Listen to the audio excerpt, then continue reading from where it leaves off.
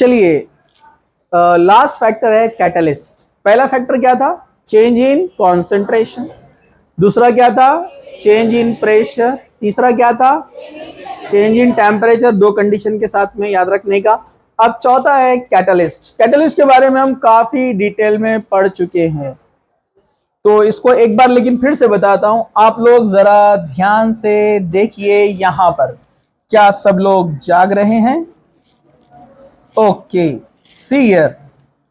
हम page add करते हैं, थोड़ा इसका स्क्रीन चेंज करते हैं। चलिए सब लोग देखिए यहां पर।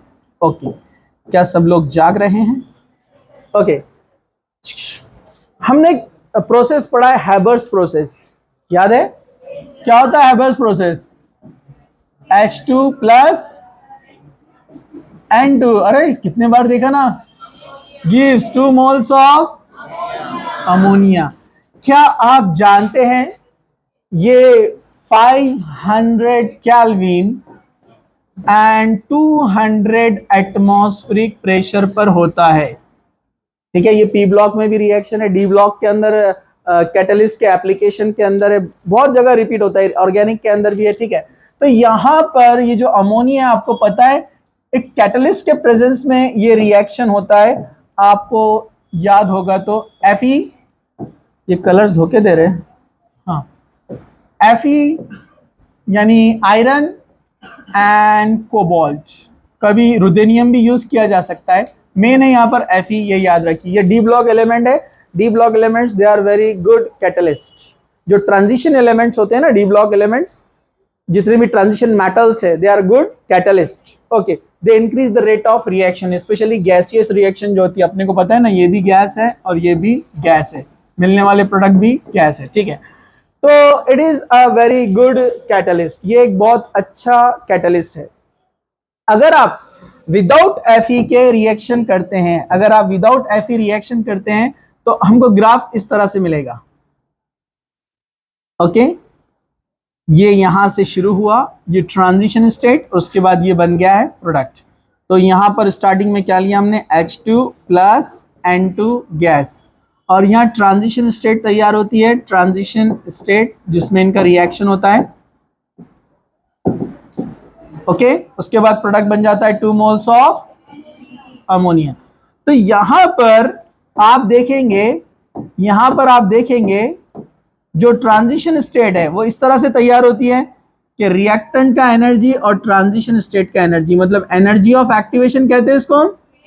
So it is the amount of energy required to reach to convert reactant into transition state. ना, ट्रांजिशन स्टेट वो डेल्टा H होता है, इधर से इधर आने के लिए जो डिफरेंस आता है वो डेल्टा H है। तो इसको हम बोलते हैं एनर्जी ऑफ एक्टिवेशन।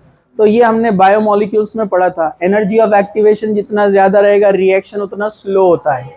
पता है ना आपको, केमिकल काइनेटिक्स में भी पढ़ा हमने इसको। ठीक है, तो अगर इसको कम किया जाए, मिनिमाइज किया जाए तो रिएक्शन फास्ट होगी। तो यही रिएक्शन, ये रिएक्शन में आपको इस तरह से मिलेगा, in absence of catalyst, in absence of catalyst. कौन है कैटलिस्ट यहां पर? Fe। ओके, इधर इन एब्सेंस ऑफ कैटलिस्ट। यही रिएक्शन हम Fe के प्रेजेंस में मिलेंगे तो आपको ग्राफ कुछ इस तरह से मिलेगा। Now this is the transition state. ठीक से लिखूं, समझ गए ना? विथ catalyst,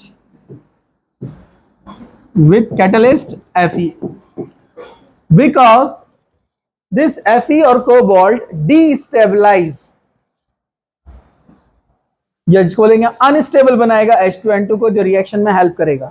ओके, जिससे अपने को एनर्जी ऑफ एक्टिवेशन क्या मिलता है? लो, मतलब कम एनर्जी में काम हो जा रहा है तो रिएक्शन फास्ट रहेंगे ना। तो ये इफेक्ट है कैटलिस्ट का। और कैटलिस्ट का इफेक्ट सेम होता है for forward reaction as well as for backward reaction. लेकिन अपन ने एक पॉइंट पढ़ा था केमिकल काइनेटिक्स के अंदर, आपको याद है? It is also depend on exothermic and endothermic, ठीक है।